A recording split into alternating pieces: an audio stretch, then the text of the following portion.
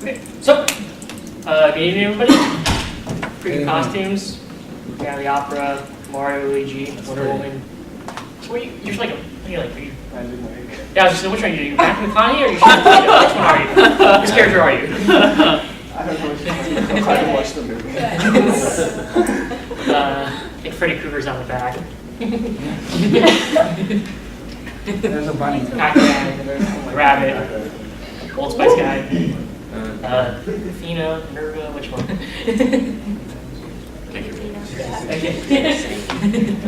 Okay, let's move forward. Okay, so here's the treasury report for the 30th of October 2013.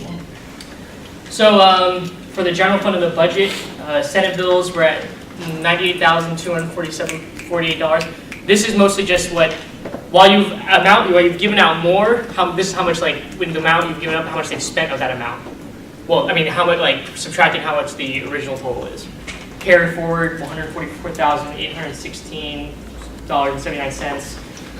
Bringing it to a total of $243,064.27. For Senate bills, the amount you granted just total has been $69,661.76. The line item was $122,812. That was before the spending. A balance of $53,103.24. Last year, this week, they spent $133,781.96. However, if you subtract, like I did last week, which I'll be doing probably the rest of this year, the $45,000 from the cab bill, $88,781.96.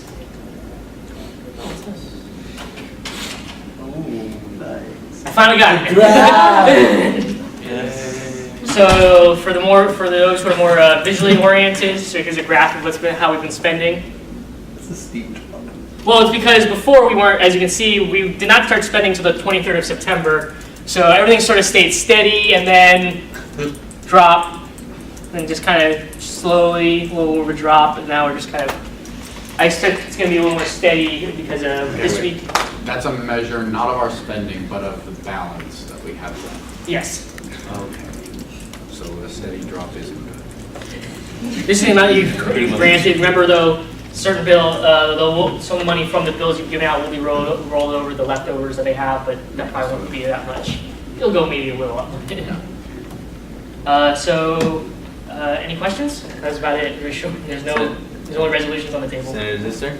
Does that graph depict like when we do like a line item transfer, or like we? No, it does not show that because the line item transfers, if I can, I'll show you right here, have been. Oh no, that's the original. Have been coming out of the carry forward portion.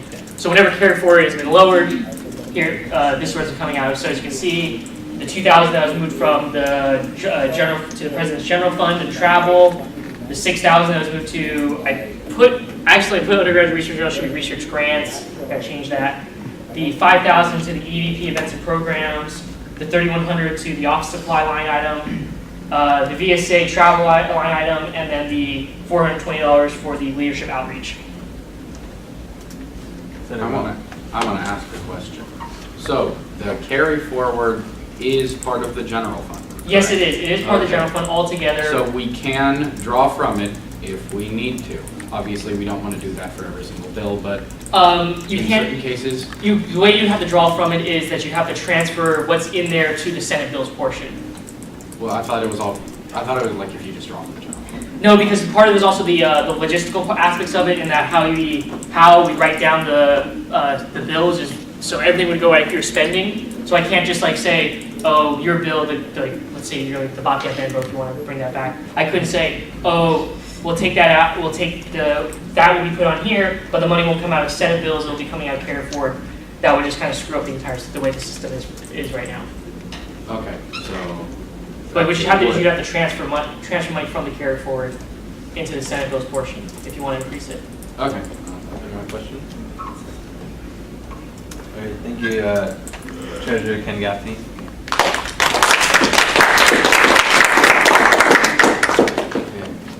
Public forum. Is anyone in the public that would like to speak? Okay, yes, it's not. Okay, so that's it with public forum. We are now moving to old business. Resolution number 4. Resolution number 4. Reform tobacco and smoke-free policy. I need a motion. Senator Fusto. Motion to.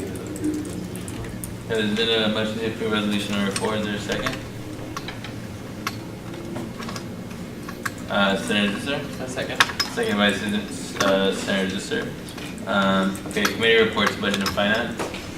Budget and Finance thought that for the most part, this is a fine resolution, except for the second, be it resolved clause. We took major issue with that. We felt that, I'm reading the wrong one. It's still,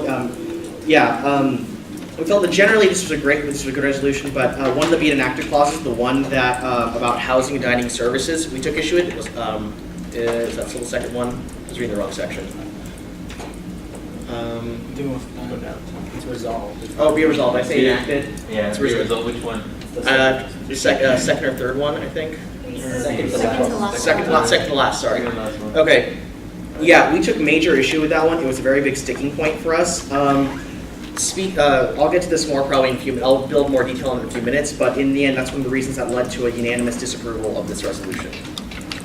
Okay. Academic affairs.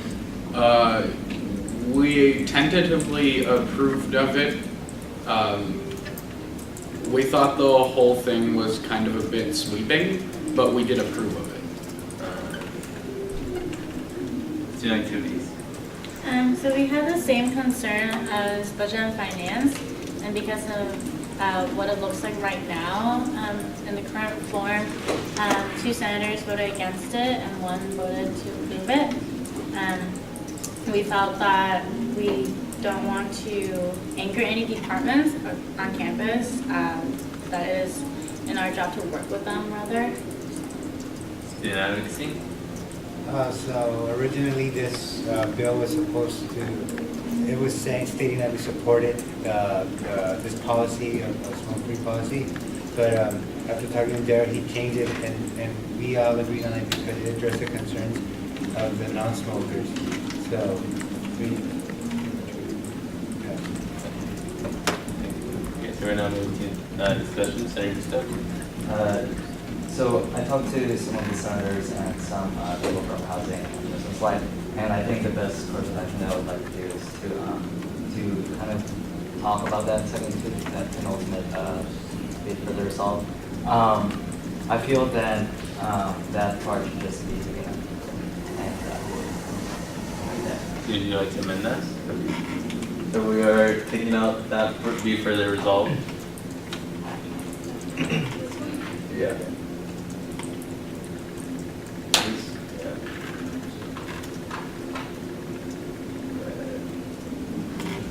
Is there any more discussion? Senator Munder? Another concern that came up was us asking the entire school to modify the job applications in the what is now the second to last, be it further resolved, formerly the third to last. It's not a bad thing necessarily, but the fact is that we have to go and send an email to everyone asking that they now add this portion to every job application on campus. And this is something that if you're applying to a job at a UC, you'll probably be given a material or be warned about this policy, seeing as how President Udall have been advocating for this for a while. It's been they've been moving towards implementation for a long time now.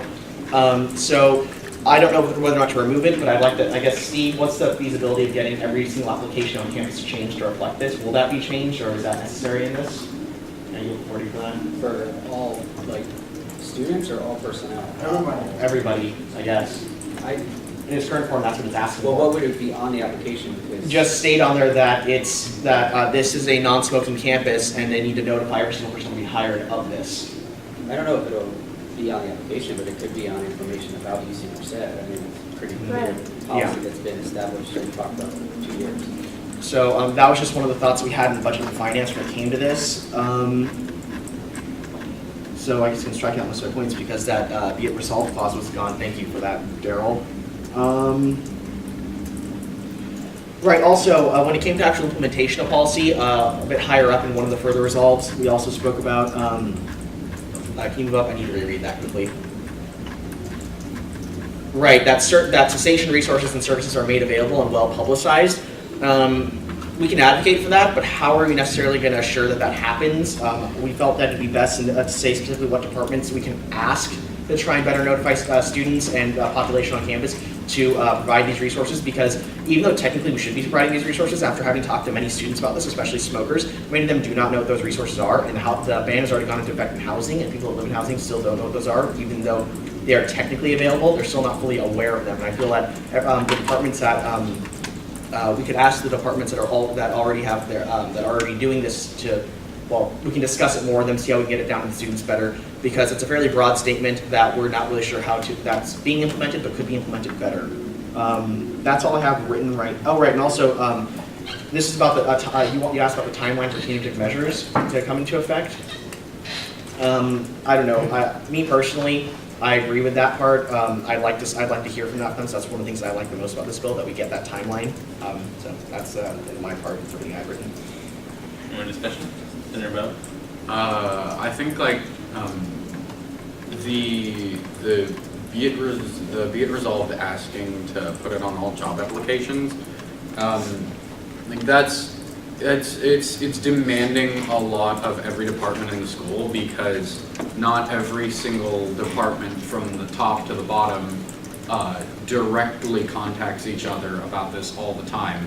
And even if you wanted that to be there, like someone would have to go around and check every single job application to make sure that it's happening. And neither the school nor ASUCM, I think, really would want to put resources towards like policing every single application across the school. And if it's ASUCM, I mean, in that case, if we even wanted to do that, we couldn't say much of anything at all other than please put it on there.